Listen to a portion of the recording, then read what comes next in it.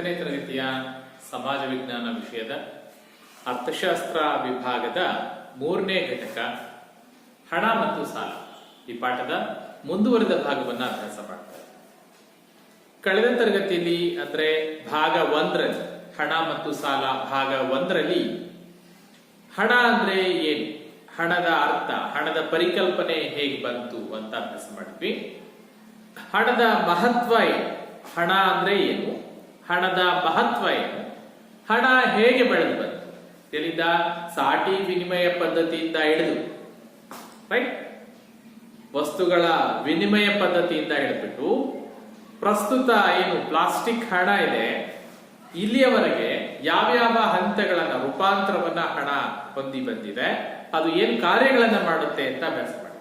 ಹಣದ ಕಾರ್ಯಗಳಲ್ಲಿ ಪ್ರಮುಖವಾಗಿ 2 ರೀತಿಯ ಕಾರ್ಯಗಳನ್ನ ಅಭ್ಯಾಸ ಮಾಡಿದ್ವಿ. ಹಣದ ಪೂರಕ ಕಾರ್ಯಗಳು ಮತ್ತು ಹಣದ ಪ್ರಾಥಮಿಕ ಕಾರ್ಯಗಳು ಅಲ್ವಾ. ಪ್ರಾಥಮಿಕ ಕಾರ್ಯವಾಗಿ ಹಣ ಮುಖ್ಯ ಕಾರ್ಯಗಳನ್ನ ಏನ್ ಮಾಡುತ್ತೆ, ಹಾಗೆ ಅದಕ್ಕೆ ಪೂರಕವಾಗಿ ಯಾವ ಕಾರ್ಯಗಳನ್ನ ಹಣ ಮಾಡುತ್ತೆ ಅಂತ ಕಳೆದ ತರಗತಿಯಲ್ಲಿ ನಾವು ಅಭ್ಯಾಸ ಮಾಡಿದ್ವಿ. ಸೊ ಇಂದಿನ ತರಗತಿಯಲ್ಲಿ ಅದರ ಮುಂದುವರೆದ ಭಾಗವನ್ನ ಅಭ್ಯಾಸ ಮಾಡ್ತಾ ಇದ್ದೀವಿ. ಭಾಗ 2. ಹಣ ಅಂದಾಗ ಹಣದ ವ್ಯವಹಾರ ಎಲ್ಲಿ ನಡೆಯುತ್ತೆ ಅಂತ ನೋಡಿದ್ರೆ ಬ್ಯಾಂಕ್ಗಳಲ್ಲಿ ನಡೆಯುತ್ತೆ ಅಂತ ಹೇಳ್ತಾರೆ ಅಲ್ವಾ. ಏನು ಬ್ಯಾಂಕುಗಳು ಅಂದ್ರೆ ಏನು? ನಾವು ಇವತ್ತಿನ ತರಗತಿಯಲ್ಲಿ ಬ್ಯಾಂಕ್ಗಳನ್ನ ಅಭ್ಯಾಸ ಮಾಡ್ತಾ ಇದ್ದೀವಿ. ನಮಗೆಲ್ರಿಗೂ ಪರಿಚಿತ ಇದೆ, ಬ್ಯಾಂಕ್ ಅಂದ್ರೆ ದಿನನಿತ್ಯದ ವ್ಯವಹಾರದಲ್ಲಿ ಹಣಕಾಸಿನ ಚಟುವಟಿಕೆಗಳನ್ನ ನಾವು ಬ್ಯಾಂಕ್ ಮೂಲಕ ಮಾಡ್ತಾ ಇದ್ದೀವಿ. ನಮ್ಮ ಉಳಿತಾಯವನ್ನ ತಗೊಂಡೋಗಿ ಬ್ಯಾಂಕ್ ಅಲ್ಲಿ ಇಡ್ತಾ ಇದ್ದೀವಿ. ಅಗತ್ಯ ಬಿದ್ದಾಗ ಬ್ಯಾಂಕಿನಿಂದ ಹಣವನ್ನು ಬಿಡಿಸ್ಕೊಳ್ತಾ ಇದ್ದೀವಿ. ಸೊ ನಾವು ಬ್ಯಾಂಕ್ ಅನ್ನ ಬಳಸ್ತಾ ಇದ್ದೀವಿ, ಅಂದ್ರೆ ಬ್ಯಾಂಕಿನ ಬಗ್ಗೆ ಅಭ್ಯಾಸ ಮಾಡಿ.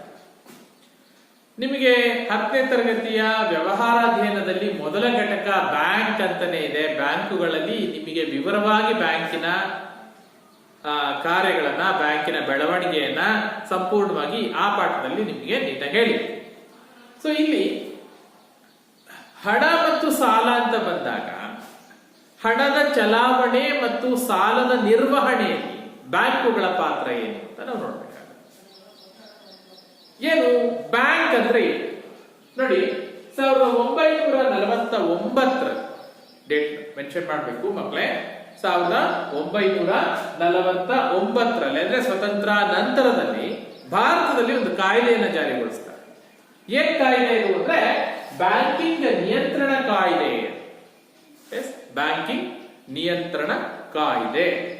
ಈ ಕಾಯ್ದೆ ಜಾರಿಗೆ ಬಂದ ಮೇಲೆ ಈ ಕಾಯ್ದೆಯ ಪ್ರಕಾರ, ಈ ಕಾಯ್ದೆಯ ಅನುಸಾರ ಬ್ಯಾಂಕಿಂಗ್ ಕಂಪನಿ ಅಂದ್ರೆ ಯಾವುದು?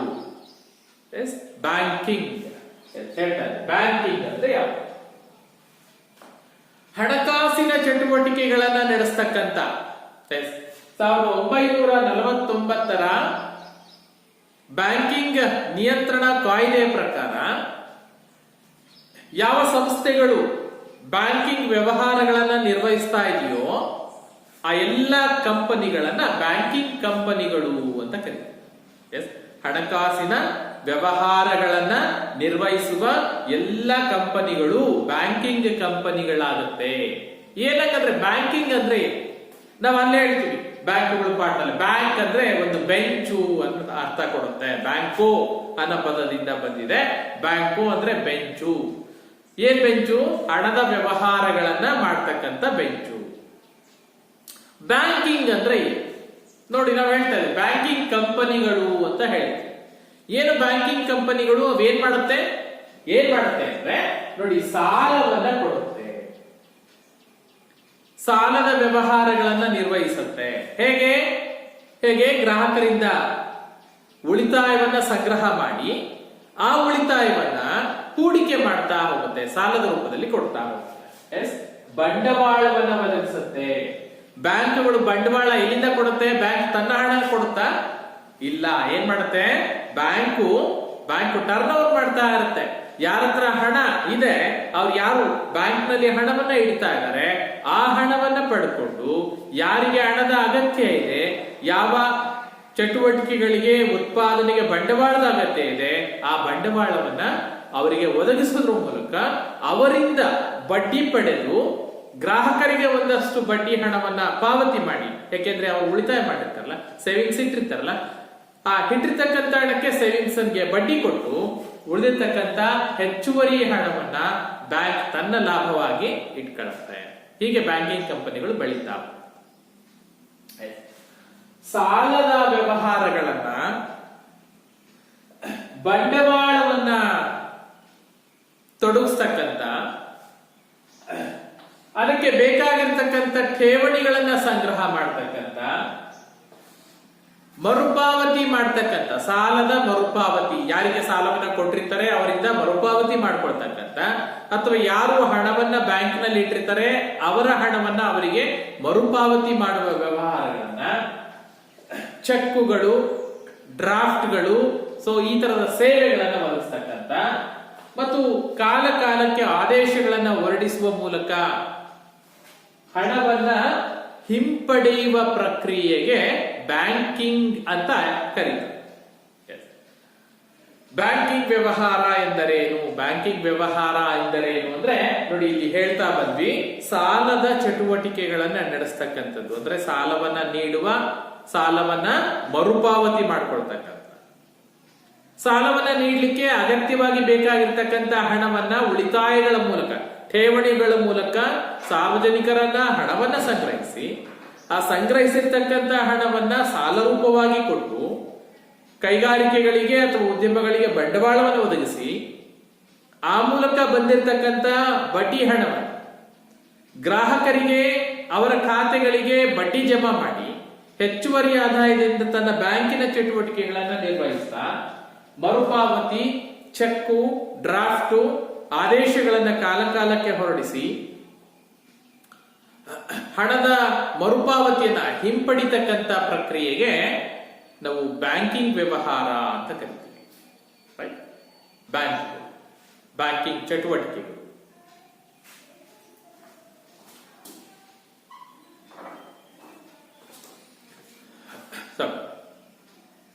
ಸೊ ಇದು ಬ್ಯಾಂಕಿಂಗ್.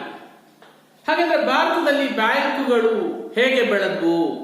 ಪ್ರಸ್ತುತ ಎಷ್ಟು ಬ್ಯಾಂಕ್ಗಳಿದೆ ಅಂತ ನೋಡಿದ್ರೆ ಲೆಕ್ಕವಿಲ್ಲದಷ್ಟು ಬ್ಯಾಂಕ್ಗಳಿದೆ.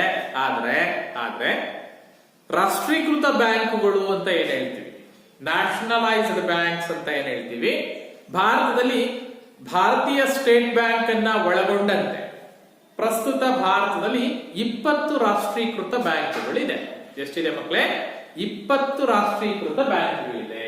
ರಾಷ್ಟ್ರೀಕೃತ ಬ್ಯಾಂಕ್ಗಳನ್ನ ಸಾರ್ವಜನಿಕ ವಲಯದ ಬ್ಯಾಂಕ್ಗಳು ಅಂತ ಮೆನ್ಷನ್ ಮಾಡ್ತಾರೆ. ಎಷ್ಟಿದೆ? ಸಾರ್ವಜನಿಕ ವಲಯದ ಬ್ಯಾಂಕ್ಗಳ ಸಂಖ್ಯೆ 20 ಇದೆ. ಈ 20 ಸಾರ್ವಜನಿಕ ವಲಯದ ಬ್ಯಾಂಕ್ಗಳು ಅದರ ಬಗ್ಗೆ ನೋಡಿ, 1969ರಲ್ಲಿ ಭಾರತ ಸರ್ಕಾರ 14 ಬ್ಯಾಂಕ್ಗಳನ್ನ ರಾಷ್ಟ್ರೀಕರಣ ಮಾಡುತ್ತೆ. 1969ರಲ್ಲಿ 14 ಬ್ಯಾಂಕ್ಗಳನ್ನ ರಾಷ್ಟ್ರೀಕರಣ ಮಾಡುತ್ತೆ. ಆನಂತರ 1980ರಲ್ಲಿ 6 ವಾಣಿಜ್ಯ ಬ್ಯಾಂಕ್ಗಳನ್ನ ರಾಷ್ಟ್ರೀಕರಣ ಮಾಡುತ್ತೆ. ಆ ಮೂಲಕ 20 ರಾಷ್ಟ್ರೀಕೃತ ಬ್ಯಾಂಕ್ಗಳು ಭಾರತದಲ್ಲಿ ಪ್ರಸ್ತುತ ಕಾರ್ಯನಿರ್ವಹಿಸ್ತಾ ಇದೆ. ಇದಲ್ಲದೆ ಅಂದ್ರೆ 20 ರಾಷ್ಟ್ರೀಕೃತ ಬ್ಯಾಂಕ್ಗಳಲ್ಲದೆ ಖಾಸಗಿ ಬ್ಯಾಂಕ್ಗಳು, ರಿಸರ್ವ್ ಬ್ಯಾಂಕ್ ಅಂಡರ್ ಅಲ್ಲಿ ರಿಜಿಸ್ಟ್ರೇಷನ್ ಮಾಡ್ಕೊಂಡಿರ್ತಕ್ಕಂಥ ಸಹಕಾರಿ ಸಂಘಗಳಿರ್ಬೋದು, ಗ್ರಾಮೀಣಾಭಿವೃದ್ಧಿ ಬ್ಯಾಂಕ್ಗಳಿರ್ಬೋದು, ಕೈಗಾರಿಕಾ ಬ್ಯಾಂಕ್, ಸಾಕಷ್ಟು ಬ್ಯಾಂಕ್ಗಳಿದೆ ಬಿಡಿ. ರೈಟ್? ಸಹಕಾರಿ ಕೋಆಪರೇಟಿವ್ ಬ್ಯಾಂಕ್ಸ್ ಅಂತ ಏನ್ ಕರಿತೀವಿ. ಸೊ ಎಲ್ಲ ಬ್ಯಾಂಕುಗಳು ಯಾವುದರ ಕೆಳಗಿದೆ? ರಿಸರ್ವ್ ಬ್ಯಾಂಕ್ ನ ಕೆಳಗೆ ಕಾರ್ಯನಿರ್ವಹಿಸ್ತಾ ಇದೆ. ಅಂದ್ರೆ ಭಾರತದ ಎಲ್ಲ ಬ್ಯಾಂಕ್ಗಳನ್ನ ನಿಯಂತ್ರಿಸ್ತಕ್ಕಂಥ ಬ್ಯಾಂಕು ರಿಸರ್ವ್ ಬ್ಯಾಂಕ್. ಬರ್ತೀವಿ, ಈ ಕಡೆ ಬರುತ್ತೆ ಭಾರತೀಯ ರಿಸರ್ವ್ ಬ್ಯಾಂಕ್ ನ ಬಗ್ಗೆ ಹೇಳಿ. ಅದಕ್ಕಿಂತ ಮೊದಲು ಬ್ಯಾಂಕಿನ ಮಹತ್ವ. ನಾನು ಮತ್ತೆ ಹೇಳ್ತಾ ಇದ್ದೀನಿ, ಬ್ಯಾಂಕ್ಗಳ ಬಗ್ಗೆ ಹೆಚ್ಚಿನ ಡೀಟೇಲ್ಸ್ ಎಲ್ಲಿ ಬರ್ತಾ ಇದೆ? ವ್ಯವಹಾರ ಅಧ್ಯಯನ ವಿಭಾಗದ ಬ್ಯಾಂಕುಗಳು ಅಂತಾನೆ ಒಂದು ಪಾಠ ಇದೆ. ಆ ಪಾಠದಲ್ಲಿ ನಾವು ಬ್ಯಾಂಕುಗಳ ಕಾರ್ಯಗಳೇನು, ಬ್ಯಾಂಕುಗಳ ಮಹತ್ವ ಏನು, ಬ್ಯಾಂಕಿನಿಂದ ಆಗ್ತಕ್ಕಂಥ ಅನುಕೂಲಗಳೇನು, ಬ್ಯಾಂಕ್ ನಲ್ಲಿ ಒಂದು ಖಾತೆಯನ್ನ ತೆರೀಲಿಕ್ಕೆ ಯಾವ ಕ್ರಮಗಳನ್ನ ಅನುಸರಿಸಬೇಕು, ರೈಟ್, ಇವುಗಳನ್ನೆಲ್ಲ ಅಲ್ಲಿ ಡೀಟೈಲ್ ಆಗಿ ಚರ್ಚೆ ಮಾಡ್ತೀವಿ. ಇಲ್ಲಿ ಮತ್ತೆ ಹೇಳ್ತಾ ಇದ್ದೀನಿ, ಬ್ಯಾಂಕುಗಳು ಅಂತ ಬಂದಾಗ ಎಷ್ಟಕ್ಕೆ ಸೀಮಿತ ಆಗ್ತಾ ಇದೀವಿ ನಾವು? ಕೇವಲ ಬ್ಯಾಂಕುಗಳು ಹಣ ಮತ್ತು ಸಾಲ ಈ ವಿಚಾರಕ್ಕಷ್ಟೇ ಸೀಮಿತ ಆಗ್ತದೆ. ಬ್ಯಾಂಕುಗಳ ಮಹತ್ವ ಅಂತ ಬಂದಾಗ ಒಂದಷ್ಟು ಪಾಯಿಂಟ್ ಅನ್ನ ಮಾಡೋದಾದ್ರೆ ಫಸ್ಟ್ ಒನ್, ಉಳಿತಾಯವನ್ನ ಸಂಗ್ರಹಿಸುತ್ತೆ. ಉಳಿತಾಯವನ್ನ ಸಂಗ್ರಹಿಸುತ್ತೆ. ಏನ್ ಉಳಿತಾಯ? ಯಾರ ಉಳಿತಾಯ? ಸಾರ್ವಜನಿಕರ ಉಳಿತಾಯ.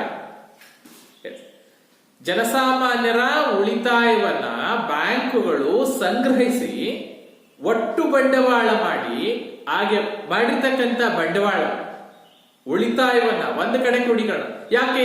ಕಾರಣ ಇದೆ. ಯಾಕೆ ಅಂತಂದ್ರೆ ಜನರು ತಮ್ಮ ಉಳಿತಾಯವನ್ನ ಮನೆಗಳಲ್ಲಿ ಇಟ್ಕೊಂಡ್ರೆ ಭದ್ರತೆ ಇರಲ್ಲ. ಬ್ಯಾಂಕ್ ನಲ್ಲಿ ಇಟ್ರೆ ಹಣಕ್ಕೆ ಭದ್ರತೆ. ಎರಡನೇದು, ಮನೇಲಿ ಇಟ್ಕೊಂಡ್ರೆ ಖರ್ಚಾಗ್ಬೋದು ಅಥವಾ ಎಷ್ಟಿರುತ್ತೆ ಅಷ್ಟೇ ಇರುತ್ತೆ. ಆದ್ರೆ ಬ್ಯಾಂಕ್ಗಳಲ್ಲಿ ಇಟ್ರೆ ಏನಾಗುತ್ತೆ? ಭದ್ರತೆ ಇರುತ್ತೆ. ಜೊತೆಗೆ ನಿಮ್ಮ ಹಣಕ್ಕೆ ಬಡ್ಡಿ ಪಾವತಿ ಆಗ್ತಾ ಇರುತ್ತೆ. ಅಂದ್ರೆ ಹಣ ಬೆಳೀತಾ ಹೋಗುತ್ತೆ. ಉಳಿತಾಯವನ್ನ ಸಂಗ್ರಹಿಸುತ್ತೆ. ಬಂಡವಾಳವನ್ನು ಒದಗಿಸುತ್ತೆ. ಬಂಡವಾಳವನ್ನು ಒದಗಿಸುತ್ತೆ. ಯಾವುದಕ್ಕೆ? ಉತ್ಪಾದನೆಗೆ ಬೇಕಾಗಿರ್ತಕ್ಕಂಥ ಬಂಡವಾಳವನ್ನು ಒದಗಿಸುತ್ತೆ. ಉತ್ಪಾದನೆಗೆ ಬೇಕಾಗಿರ್ತಕ್ಕಂಥ ಬಂಡವಾಳ ಅಥವಾ ಸಾಲ ಸೌಲಭ್ಯವನ್ನು ಒದಗಿಸುತ್ತೆ. ಯಾರಿಗೆ ಹಣದ ಅವಶ್ಯಕತೆ ಇದೆ ಅವರಿಗೆ ಹಣವನ್ನ ಸಾಲವಾಗಿ ಒದಗಿಸ್ತಾ ಹೋಗುತ್ತೆ. ಯಾವುದು? ಬ್ಯಾಂಕ್. ನಾವೇನು ಉಳಿತಾಯವನ್ನ ಇಡ್ತೀವಿ, ಉಳಿತಾಯ ಮಾಡ್ತಾ ಹೋಗ್ತೀವಿ, ಬ್ಯಾಂಕಲ್ಲಿ ಠೇವಣಿ ಇಡ್ತೀವಿ. ಆ ಠೇವಣಿ ಇಟ್ಟಿರ್ತಕ್ಕಂಥ ಹಣಕ್ಕೆ ಕಾಲ ಕಾಲಕ್ಕೆ ಬಡ್ಡಿಯನ್ನ ಸಂದಾಯ ಮಾಡುತ್ತೆ. ಬಡ್ಡಿ ದರವನ್ನ ಏರಿಕೆ ಮಾಡಿದಾಗ, ಬ್ಯಾಂಕ್ ಬಡ್ಡಿ ದರವನ್ನ ಏರಿಕೆ ಮಾಡಿದಾಗ, ಉಳಿತಾಯ ಖಾತೆಯ ಮೇಲೆ ಬಡ್ಡಿ ದರವನ್ನ ಏರಿಕೆ ಮಾಡಿದಾಗ ಬ್ಯಾಂಕಿನಲ್ಲಿ ಹಣವನ್ನ ಇಡುವವರ ಸಂಖ್ಯೆ ಜಾಸ್ತಿ ಆಗುತ್ತೆ, ಹೆಚ್ಚಿನ ಬಂಡವಾಳ ಸಂಗ್ರಹ ಆಗುತ್ತೆ. ಹಾಗೆ ಸಂಗ್ರಹವಾಗಿರ್ತಕ್ಕಂಥ ಹಣವನ್ನು ಏನ್ ಮಾಡುತ್ತೆ? ಕೃಷಿಗೆ, ಕೈಗಾರಿಕೆಗೆ, ಸೇವಾ ವಲಯಗಳ ಅಭಿವೃದ್ಧಿಗಳಿಗೆ ಬೇಕಾಗಿರ್ತಕ್ಕಂಥ ಸಾಲವನ್ನ ಬ್ಯಾಂಕ್ಗಳು ಕೊಡುತ್ತೆ. ರೈಟ್? ಬ್ಯಾಂಕಿನ ಮಹತ್ವ ಅಂತ ಬಂದಾಗ ಸೇವಾ ವಲಯಗಳಿಗೆ ಅಂದ್ರೆ ಪ್ರಾಥಮಿಕ, ದ್ವಿತೀಯ, ತೃತೀಯ ವಲಯಗಳಿಗೆ ಬೇಕಾಗಿರ್ತಕ್ಕಂಥ ಸಾಲ ಸೌಲಭ್ಯಗಳನ್ನ, ಅಭಿವೃದ್ಧಿ ಕಾರ್ಯಗಳಿಗೆ ಬೇಕಾಗಿರ್ತಕ್ಕಂಥ ಸಾಲ ಸೌಲಭ್ಯಗಳನ್ನ ಬ್ಯಾಂಕ್ಗಳು ಒದಗಿಸುತ್ತೆ. ಹುಂಡಿಗಳನ್ನ ವರ್ಗಾಯಿಸುತ್ತೆ. ಬಿಲ್ ಅನ್ನ ಎಕ್ಸ್ಚೇಂಜ್ ಮಾಡ್ತಾ ಹೋಗುತ್ತೆ. ಕಾಲ ಕಾಲಕ್ಕೆ ಹುಂಡಿಗಳನ್ನ ಪಾವತಿ ಮಾಡ್ತಕ್ಕಂಥದ್ದು, ವರ್ಗಾವಣೆ ಮಾಡ್ತಕ್ಕಂಥ ಕೆಲಸವನ್ನ ಬ್ಯಾಂಕ್ಗಳು ಮಾಡ್ತಾ ಹೋಗುತ್ತೆ. ಹಾಗೇನೆ ಡ್ರಾಫ್ಟ್ಗಳು, ಕ್ರೆಡಿಟ್ ಕಾರ್ಡ್ಗಳು, ಡೆಬಿಟ್ ಕಾರ್ಡ್ಗಳು, ಇ ಬಿಲ್ಲಿಂಗ್ ಸೌಲಭ್ಯ, ಸೊ ಹೀಗೆ ಹತ್ತಾರು ನವೀನ ಸೌಲಭ್ಯಗಳನ್ನ, ಹೊಸ ಹೊಸ ಸೌಲಭ್ಯಗಳನ್ನ ಬದಲಾಗುವ ಪರಿಸ್ಥಿತಿಗೆ ತಕ್ಕಂತೆ ಜನರಿಗೆ ಅನುಕೂಲಕರವಾಗಿರ್ತಕ್ಕಂಥ ಕೆಲಸಗಳನ್ನ ಬ್ಯಾಂಕುಗಳು ಮಾಡ್ತಾ ಹೋಗುತ್ತೆ. ಹಾಗಾಗಿ ಬ್ಯಾಂಕುಗಳ ಮಹತ್ವವನ್ನ ತಿಳಿಸಿ ಅಂತ ಬಂದಾಗ, ಈ ಪಾಠದಲ್ಲಿ ಬ್ಯಾಂಕುಗಳ ಮಹತ್ವ ತಿಳಿಸಿ ಅಂತ ಬಂದಾಗ ಪ್ರಮುಖ ಈ ಅಂಶಗಳನ್ನ ಪಾಯಿಂಟ್ ಹಾಕಿ ಬರೀಬೇಕು. ಸೊ ನಾವೇನನ್ನ ಅಭ್ಯಾಸ ಮಾಡಿದ್ವಿ ಇಲ್ಲಿ? ಒಂದು, ಬ್ಯಾಂಕುಗಳು ಅಂದ್ರೆ ಏನು? ಬ್ಯಾಂಕಿಂಗ್ ಕಂಪನಿ, ಬ್ಯಾಂಕಿಂಗ್ ನಿಯಂತ್ರಣ ಕಾಯ್ದೆ ಎಷ್ಟರಲ್ಲಿ ಜಾರಿಗೆ ಬಂತು, ಆ ಪ್ರಕಾರ ಬ್ಯಾಂಕಿಂಗ್ ವ್ಯವಹಾರ ಅಂದ್ರೆ ಏನು ಅಂತ ನೋಡಿದ್ವಿ. ಹಾಗೆ ಎಷ್ಟು ಸಾರ್ವಜನಿಕ ವಲಯದ ಉದ್ಯಮಗಳಿದೆ, ಬ್ಯಾಂಕ್ಗಳಿದೆ ಅಂತ ನೋಡಿದ್ವಿ. ಎಷ್ಟು? 20 ನ್ಯಾಷನಲೈಸ್ಡ್ ಬ್ಯಾಂಕ್ಸ್ ಇವತ್ತು ಭಾರತದಲ್ಲಿ ಕಾರ್ಯನಿರ್ವಹಿಸ್ತಾ ಇದೆ. ಬ್ಯಾಂಕಿನ ಮಹತ್ವವನ್ನು ನೋಡ್ತೀವಿ. ಸೊ ಆಗ್ಲಿಂದ ಹೇಳ್ತಾ ಇದೀವಿ ಬ್ಯಾಂಕುಗಳು ಅಂತ. ಬ್ಯಾಂಕುಗಳನ್ನ ನಿಯಂತ್ರಿಸುವ ಬ್ಯಾಂಕ್ ಯಾವುದು?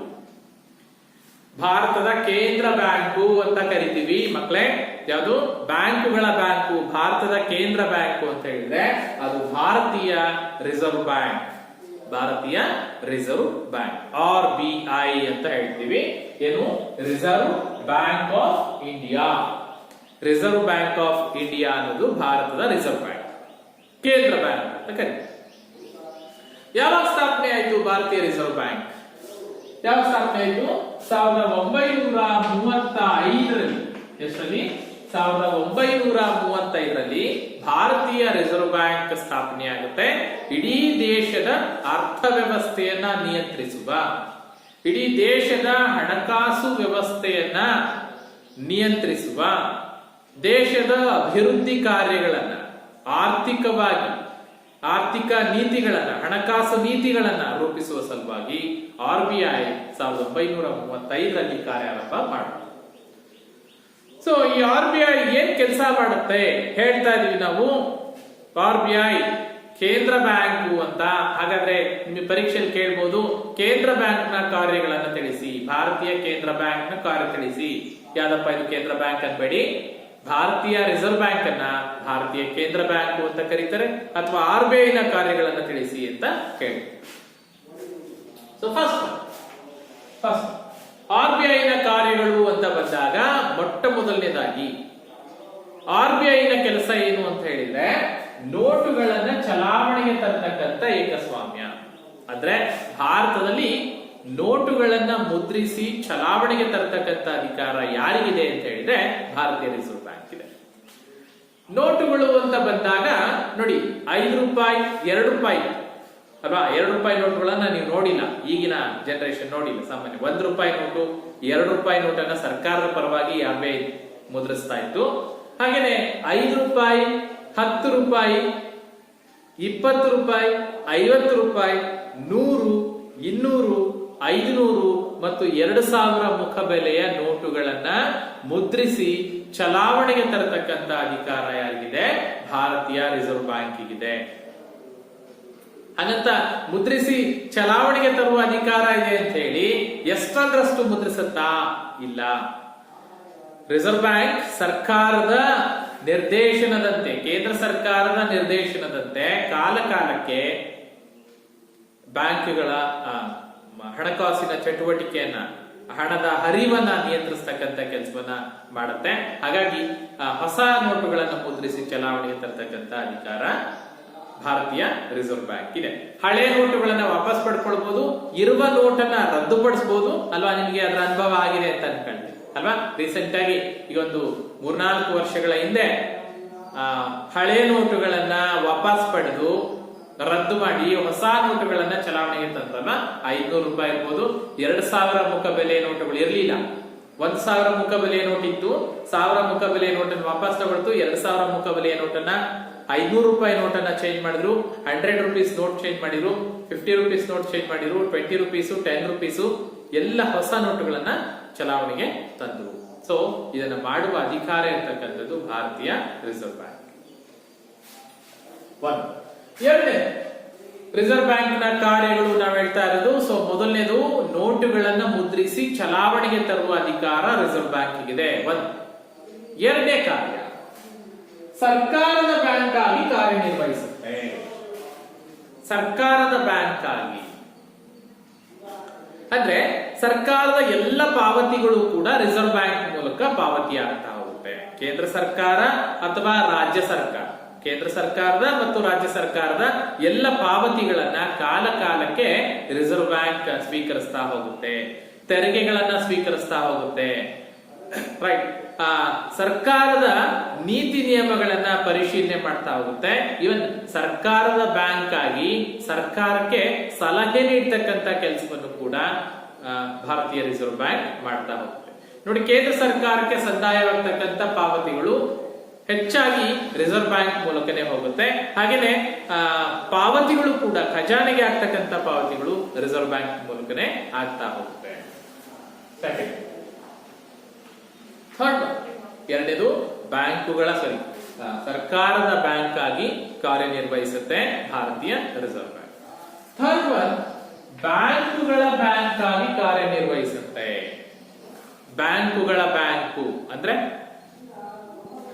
ಬ್ಯಾಂಕುಗಳ ಬ್ಯಾಂಕ್ ಆಗಿ ಅಂದ್ರೆ ನೋಡಿ, ನಮಗೆ ಸಾಲ ಬೇಕು ಅಂದ್ರೆ ಎಲ್ಲಿಗೆ ಹೋಗ್ತೀವಿ? ಬ್ಯಾಂಕ್ಗಳಲ್ಲಿ ಹೋಗಿ ಸಾಲ.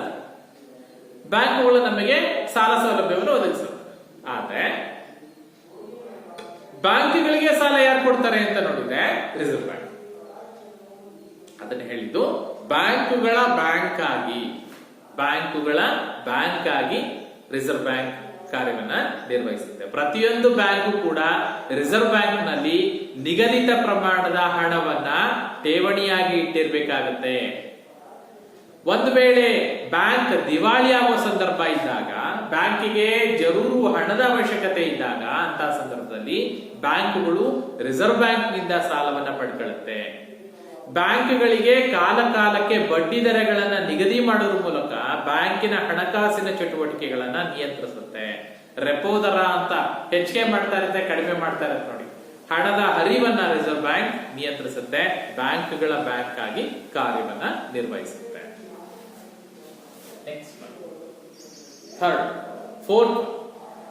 ಫೋರ್ತ್ ಒನ್ ಬಂದ್ಬಿಟ್ಟು ರಾಷ್ಟ್ರೀಯ ಸಂದಾಯ ಕೇಂದ್ರವಾಗಿ ಕಾರ್ಯವನ್ನು ನಿರ್ವಹಿಸುತ್ತೆ. ಇದನ್ನ ಮತ್ತೊಂದು ತರ ಹೇಳ್ತಾರೆ, ತೀರುವಳಿ ಮಧ್ಯಸ್ಥಗಾರನಾಗಿ ಕೆಲಸವನ್ನ ನಿರ್ವಹಿಸುತ್ತೆ. ಅಂದ್ರೆ ಯಾವುದೇ ಬ್ಯಾಂಕು ಮತ್ತು ಬ್ಯಾಂಕುಗಳ ನಡುವೆ ಏನಾದ್ರು ವ್ಯಾಜ್ಯಗಳು ಬಂದಲ್ಲಿ, ಕಚ್ಚಾಟಗಳು ಬಂದಲ್ಲಿ, ತೊಂದರೆಗಳು ಬಂದಲ್ಲಿ, ಬ್ಯಾಂಕುಗಳ ನಡುವೆ ನಡೀತಕ್ಕಂತ ವ್ಯಾಜ್ಯಗಳನ್ನ ಪರಿಹರಿಸ್ತಕ್ಕಂತ ಕೆಲಸವನ್ನ ಮಧ್ಯಸ್ಥಗಾರನಾಗಿ ಅವುಗಳನ್ನ ಸರಿ ಮಾಡ್ತಕ್ಕಂತ ಕೆಲಸವನ್ನ ಯಾವ್ದು ಮಾಡುತ್ತೆ ಅಂತ ಹೇಳಿದ್ರೆ ಭಾರತೀಯ ರಿಸರ್ವ್ ಬ್ಯಾಂಕ್ ಮಾಡುತ್ತೆ. ಸೊ ರಾಷ್ಟ್ರೀಯ ಸಂದಾಯ ಕೇಂದ್ರವಾಗಿ ಅದು ಕಾರ್ಯವನ್ನ ನಿರ್ವಹಿಸುತ್ತೆ. ಸಾಲದ ಪ್ರಮಾಣದ ನಿಯಂತ್ರಕ ಅಂತ ಹೇಳ್ತೀವಿ. ಎಸ್, 5ನೇ ಪಾಯಿಂಟ್ ಸಾಲದ ಪ್ರಮಾಣದ ನಿಯಂತ್ರಕ. ದೇಶದಲ್ಲಿ ಸಾಲದ ಹರಿವು ಯಾವುದನ್ನ ಆಧರಿಸಿರುತ್ತೆ ಅಂದ್ರೆ ರಿಸರ್ವ್ ಬ್ಯಾಂಕ್ ನ ನೀತಿಯನ್ನ ಆಧರಿಸಿರುತ್ತೆ. ಅಂದ್ರೆ ಕಾಲಕ್ಕೆ ಬಡ್ಡಿ ದರಗಳನ್ನ ಏರಿಳಿತ ಮಾಡೋದ್ರ ಮೂಲಕ ದೇಶದ ಹಣಕಾಸಿನ ಪರಿಸ್ಥಿತಿಯನ್ನ ಕಂಟ್ರೋಲ್ ತಗುತ್ತೆ. ಕೆಲವು ಸರಿ ಹಣದುಬ್ಬರ ಹೆಚ್ಚಾಗಿರುತ್ತೆ, ಬೆಲೆಗಳು ಗಗನಮುಖಿಯಾಗಿರುತ್ತೆ. ಆ ಸಂದರ್ಭದಲ್ಲಿ ರಿಸರ್ವ್ ಬ್ಯಾಂಕ್ ಬೆಲೆಗಳನ್ನ ನಿಯಂತ್ರಿಸಲಿಕ್ಕೆ ಕ್ರಮಗಳನ್ನ ಕೈಗೊಳ್ಳುತ್ತೆ. ರೈಟ್. ಸಾಲವನ್ನ ಬ್ಯಾಂಕುಗಳು ಗ್ರಾಹಕರಿಗೆ ನೀಡುವ ಸಾಲದ ಬಡ್ಡಿ ದರವನ್ನ ಏರಿಳಿತ ಮಾಡೋದ್ರ ಮೂಲಕ, ಬಡ್ಡಿ ದರವನ್ನ ಏರಿಕೆ ಮಾಡಿದಾಗ ಏನಾಗುತ್ತೆ, ಸಾಲದ ಪ್ರಮಾಣ ಕಡಿಮೆ ಆಗುತ್ತೆ. ಬಡ್ಡಿ ದರ ಕಡಿಮೆ ಮಾಡಿದಾಗ ಸಾಲದ ಪ್ರಮಾಣ ಹೆಚ್ಚಾಗ್ತಾವ. ಅಂದ್ರೆ ಬ್ಯಾಂಕು ಗ್ರಾಹಕರಿಗೆ ನೀಡುವ ಸಾಲಕ್ಕೆ ಪ್ರತಿಯಾಗಿ ಹೆಚ್ಚಿನ ಬಡ್ಡಿ ದರವನ್ನು ವಿಧಿಸಿದಾಗ ಸಾಲ ಪಡೆಯುವವರ ಪ್ರಮಾಣ ಕಡಿಮೆ ಆಗುತ್ತೆ. ಅದೇನೆ ಕಡಿಮೆ ಬಡ್ಡಿ ದರದಲ್ಲಿ ಹೆಚ್ಚಿನ ಸಾಲವನ್ನ ನೀಡಲಿಕ್ಕೆ ಅವಕಾಶ ಕೊಟ್ಟಾಗ ಏನಾಗುತ್ತೆ, ಸಾಲದ ಹರಿವು ಹೆಚ್ಚಾಗ್ತಾ ಹೋಗುತ್ತೆ, ಹಣದ ಚಲಾವಣೆ ಹೆಚ್ಚಾಗ್ತಾ ಹೋಗುತ್ತೆ. ಸೊ ಹೀಗೆ ಬಡ್ಡಿ ದರಗಳನ್ನ ಕಾಲಕ್ಕೆ ನಿಯಂತ್ರಿಸುವ ಮೂಲಕ ರಿಸರ್ವ್ ಬ್ಯಾಂಕ್ ಸಾಲದ ಪ್ರಮಾಣವನ್ನ ನಿಯಂತ್ರಿಸುತ್ತೆ. 6th ಒನ್, 6ನೇ ಪಾಯಿಂಟ್ ಏನು, ವಿದೇಶಿ ವಿನಿಮಯದ ಸಂಗ್ರಹದ ಮೇಲ್ವಿಚಾರಕ ಅಂತ ಹೇಳ್ತೀವಿ. ನಾವೇನು ಆಮದು ರಫ್ತು ಅಂತ ಮಾಡ್ತೀವಿ, ಈ ಆಮದು ಮತ್ತು ರಫ್ತುಗಳ ಮೇಲೆ ಸಂಗ್ರಹ ಆಗ್ತಕ್ಕಂತ ಏನು ವಿದೇಶಿ ವಿನಿಮಯ ಇದೆ. ಅಂದ್ರೆ ನಾವು ಬೇರೆ ದೇಶಗಳಿಂದ ವಸ್ತುಗಳನ್ನ ತರಿಸ್ಕೊಂಡ್ರೆ, ಅಂದ್ರೆ ಆಮದು ಮಾಡ್ಕೊಂಡ್ರೆ ನಮ್ಮ ಹಣವನ್ನ ಆ ರಾಷ್ಟ್ರಕ್ಕೆ ಸಂದಾಯ ಮಾಡ್ಬೇಕಾಗತ್ತೆ. ಆ ಸಂದಾಯ ಮಾಡುವಂತ ಸಂದರ್ಭದಲ್ಲಿ ಏನಾಗುತ್ತೆ, ಆ ರಾಷ್ಟ್ರಕ್ಕೆ ಆ ರಾಷ್ಟ್ರದ ಕರೆನ್ಸಿಯನ್ನ ಸಂದಾಯ ಮಾಡುತ್ತೆ. ಅಥವಾ ಬೇರೆ ರಾಷ್ಟ್ರಕ್ಕೆ ನಾವು ರಫ್ತು ಮಾಡಿದಾಗ ಆ ರಾಷ್ಟ್ರದ ಕರೆನ್ಸಿ ನಮಗ್ ಬರುತ್ತೆ, ಆ ಹಣವನ್ನ ದೇಶೀಯ ಹಣವಾಗಿ ಬದಲಾಯಿಸುತ್ತೆ. ಅಂದ್ರೆ ಆಮದು ರಫ್ತು ನಡೆದಂತಹ ಸಂದರ್ಭದಲ್ಲಿ ವಿದೇಶಿ ವಿನಿಮಯದ ಮೇಲ್ವಿಚಾರಕನಾಗಿ, ಅಂದ್ರೆ ಕಾಲಕ್ಕೆ ವಿದೇಶಿ ವಿನಿಮಯದ ದರವನ್ನ ನಿಗದಿಪಡಿಸುತ್ತೆ. ಎಕ್ಸ್ಚೇಂಜ್ ರೇಟ್ ಅಂತ ಹೇಳ್ತೀವಿ. ಅಂದ್ರೆ $1ಗೆ ಭಾರತದ ಎಷ್ಟು ರೂಪಾಯಿ ಸಮ ಹೇಳ್ತಾವ ಅಲ್ವಾ. ಸೊ ಈ ಭಾರತೀಯ ಕರೆನ್ಸಿಯನ್ನ ವಿದೇಶಿ ಕರೆನ್ಸಿಗೆ ಅಥವಾ ವಿದೇಶಿ ಕರೆನ್ಸಿಯನ್ನ ಭಾರತೀಯ ಕರೆನ್ಸಿಗೆ ಪರಿವರ್ತಿಸುವ ಕೆಲಸವನ್ನ ಯಾರು ಮಾಡುತ್ತೆ ಅಂತ ಹೇಳಿದ್ರೆ ಭಾರತೀಯ ರಿಸರ್ವ್ ಬ್ಯಾಂಕ್ ಮಾಡೋದ್ರ ಮೂಲಕ ಆಮದು ಮತ್ತು ರಫ್ತನ್ನ, ಅಂದ್ರೆ ವಿದೇಶಿ ವಿನಿಮಯವನ್ನ, ವಿದೇಶಿ ವ್ಯಾಪಾರವನ್ನ ರಿಸರ್ವ್ ಬ್ಯಾಂಕ್ ನಿಯಂತ್ರಿಸುತ್ತೆ. ಲಾಸ್ಟ್ ಒನ್, ಬ್ಯಾಂಕಿಂಗ್ ಹವ್ಯಾಸದ ಅಭಿವೃದ್ಧಿ ಅಂತ ಹೇಳಿ. ಏನು ಬ್ಯಾಂಕಿಂಗ್ ಹವ್ಯಾಸದ ಅಭಿವೃದ್ಧಿ ಅಂದ್ರೆ ನೋಡಿ, ಬ್ಯಾಂಕಿಂಗ್ ಹವ್ಯಾಸದ ಅಭಿವೃದ್ಧಿ ಅಂತ ಹೇಳಿದ್ರೆ ಸಾಮಾನ್ಯವಾಗಿ ಬ್ಯಾಂಕು ಗ್ರಾಮೀಣ ಪ್ರದೇಶಗಳಲ್ಲಿ ಹೊಸದಾಗಿ ಬ್ರಾಂಚ್ಗಳನ್ನ ಸ್ಥಾಪನೆ ಮಾಡ್ತಾ ಹೋಗುತ್ತೆ. ಅಂದ್ರೆ ಈಗ ಒಂದು ಪ್ರದೇಶದಲ್ಲಿ ಒಂದು ಬ್ಯಾಂಕ್ ಇದೆ ಅಂತ ಹೇಳಿದ್ರೆ ಆ ಪ್ರದೇಶ ಅಭಿವೃದ್ಧಿ ಆಗುತ್ತೆ, ಜನಸಂಖ್ಯೆ ಹೆಚ್ಚಾದಂತೆ ಮತ್ತೊಂದು ಬ್ರಾಂಚ್ ಅನ್ನ ಓಪನ್ ಮಾಡ್ಲಿಕ್ಕೆ ಅವಕಾಶ ಕೊಡುತ್ತೆ.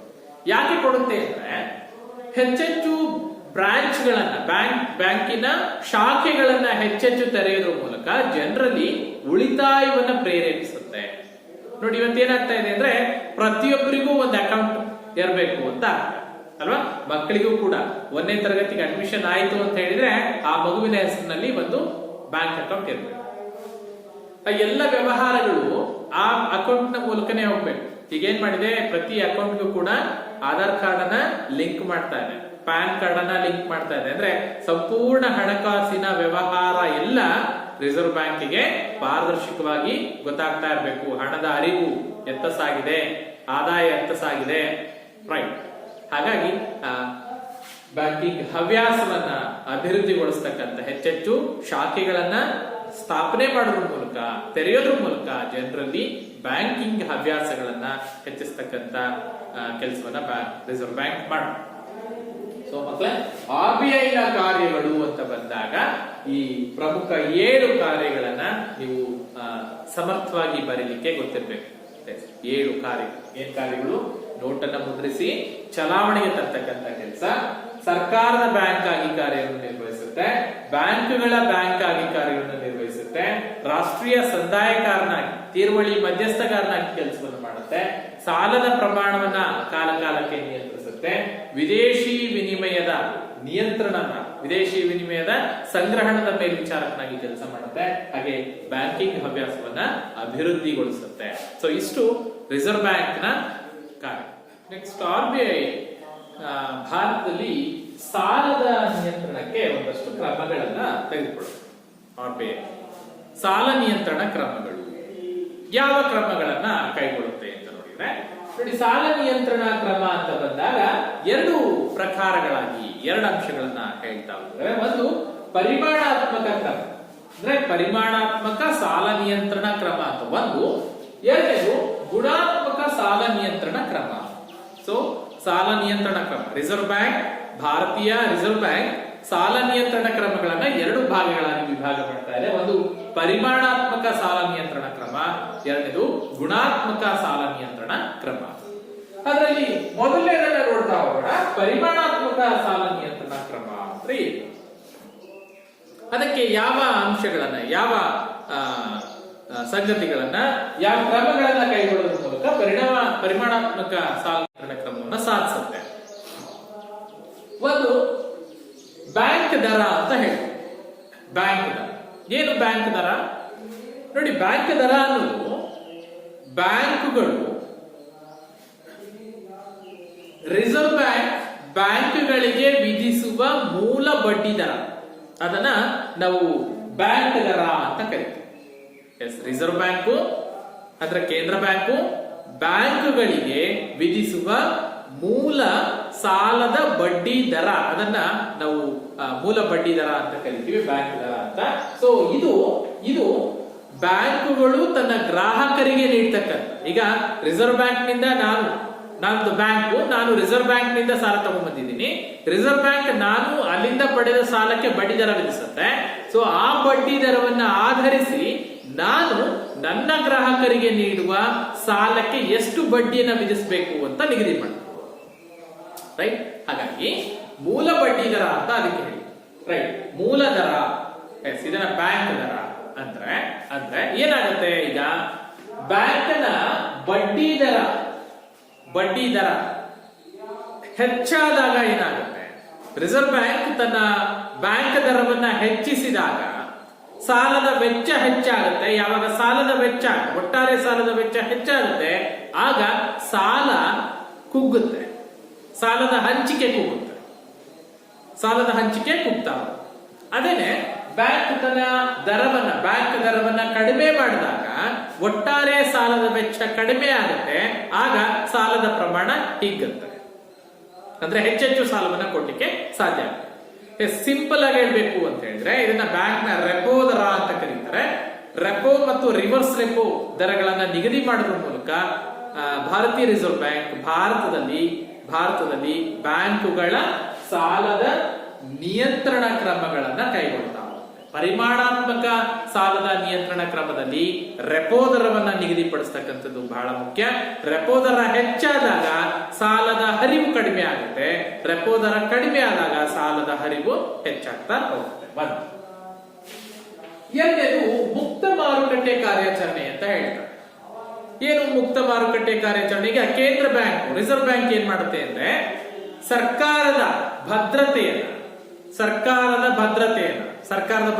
ಅಂದ್ರೆ ಸರ್ಕಾರದ ಭದ್ರತೆಯನ್ನ ಮುಕ್ತವಾಗಿ ಸಾರ್ವಜನಿಕರಿಗೆ ಮಾರಾಟ ಮಾಡೋದ್ರ ಮೂಲಕ ಸಾರ್ವಜನಿಕರ ಬಳಿ ಇರತಕ್ಕಂತ ಹಣವನ್ನ ರಿಸರ್ವ್ ಬ್ಯಾಂಕ್ ತಾನು ಪಡ್ಕೊಳ್ಳುತ್ತೆ. ಆ ಮೂಲಕ ಹಣದ ಹರಿವನ್ನ ನಿಯಂತ್ರಿಸುತ್ತೆ.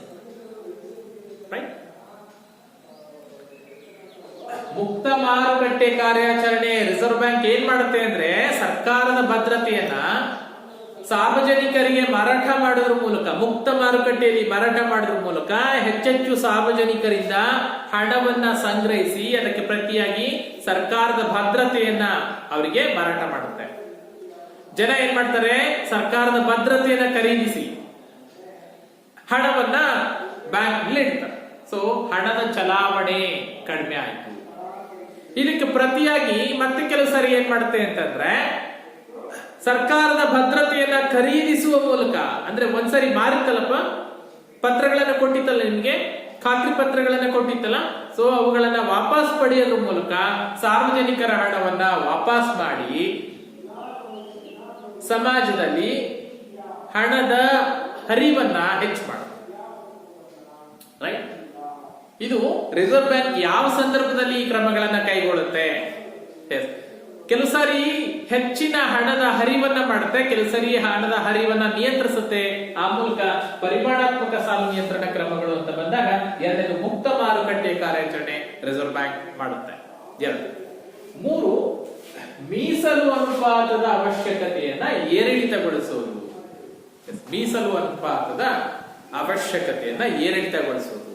ಸೊ ಈ ಮೀಸಲು ಅನುಪಾತ ಅಂತ ಬಂದಾಗ ಎರಡು ಪ್ರಕಾರಗಳಾಗಿ ವಿಭಾಗ ಮಾಡ್ತಾರೆ. ಒಂದು ನಗದು ಮೀಸಲು ಅನುಪಾತ, ಮತ್ತೊಂದು ಶಾಸನಬದ್ಧ ದ್ರವ್ಯತೆ ಅನುಪಾತ ಅಂತ ಎರಡು ಪ್ರಕಾರ ಮಾಡುತ್ತೆ.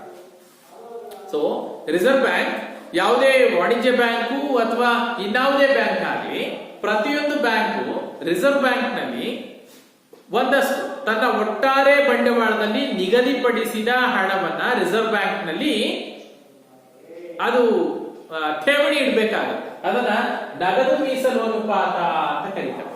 ಅಂದ್ರೆ ಆ ಬ್ಯಾಂಕಿನ ಒಟ್ಟಾರೆ ಬಂಡವಾಳದಲ್ಲಿ ನಿಗದಿಪಡಿಸಿದ ಹಣವನ್ನ ರಿಸರ್ವ್ ಬ್ಯಾಂಕ್ ನಲ್ಲಿ ಅದು ಮೀಸಲಾಗಿಡ್ಬೇಕಾಗತ್ತೆ, ಠೇವಣಿಯಾಗಿಡ್ಬೇಕಾಗತ್ತೆ. ಇದು ನಗದು ಮೀಸಲು ಅನುಪಾತ.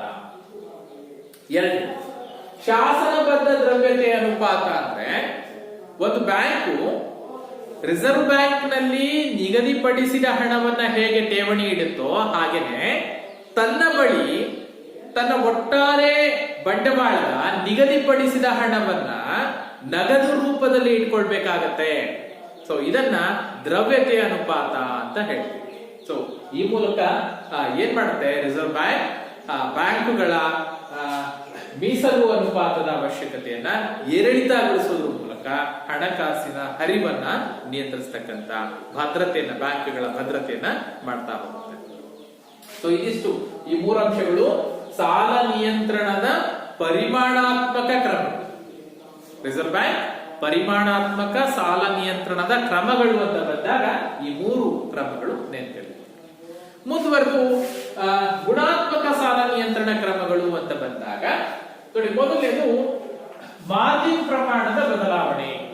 ಮಾರ್ಜಿನ್ ಪ್ರಮಾಣದ ಬದಲಾವಣೆ ಏನ್ ಮಾಡುತ್ತೆ ಅಂತ ಹೇಳಿದ್ರೆ, ಈಗ ಒಂದು ಬ್ಯಾಂಕು ತನ್ನ ಗ್ರಾಹಕನಿಗೆ ಸಾಲವನ್ನ ಕೊಡುತ್ತೆ ಅಂತ ಅಂದ್ರೆ, ಸಾಲ ಪಡೆದಿರ್ತಕ್ಕಂತ ಗ್ರಾಹಕ ಬ್ಯಾಂಕ್ ಒದಗಿಸಿದ ಸಾಲದ ನಿಗದಿಪಡಿಸಿದ ಹಣವನ್ನ ಮಾರ್ಜಿನ್ ಆಗಿ ಅವನು ಕೊಡ್ಬೇಕಾಗುತ್ತೆ.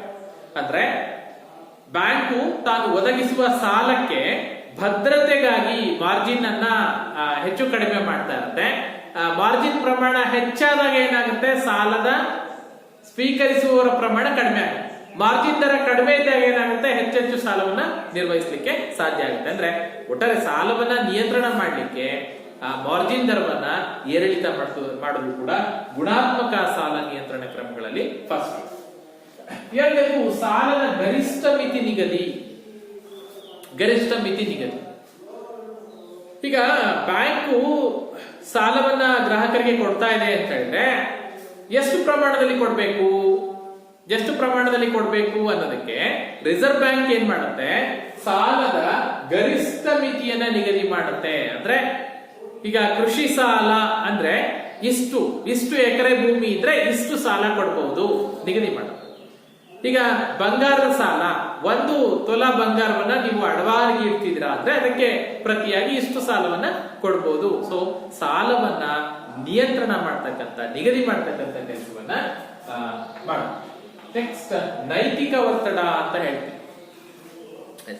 ಗುಣಾತ್ಮಕ ಸಾಲ ನಿಯಂತ್ರಣ ಕ್ರಮಗಳಲ್ಲಿ ಸಾಲದ ಹರಿವನ್ನ ಗ್ರಾಹಕರಿಗೆ ಬ್ಯಾಂಕುಗಳು ನೀಡ್ತಕ್ಕಂತ ಸಾಲವನ್ನ ನಿಯಂತ್ರಣ ಮಾಡಲಿಕ್ಕೆ, ಹಿಡಿತದಲ್ಲಿ ಇಡ್ಲಿಕ್ಕೆ ಕಾಲಕಾಲಕ್ಕೆ ಸುತ್ತೋಲೆಗಳನ್ನ ಹೊರಡಿಸುವುದರ ಮೂಲಕ ಬ್ಯಾಂಕುಗಳ ಮೇಲೆ ನೈತಿಕ ಒತ್ತಡವನ್ನ ಹೇರಿ ಬ್ಯಾಂಕುಗಳ ಸಾಲದ ನಿಯಂತ್ರಣ ಕ್ರಮಗಳನ್ನ ಭಾರತೀಯ ರಿಸರ್ವ್ ಬ್ಯಾಂಕ್ ಮಾಡುತ್ತೆ.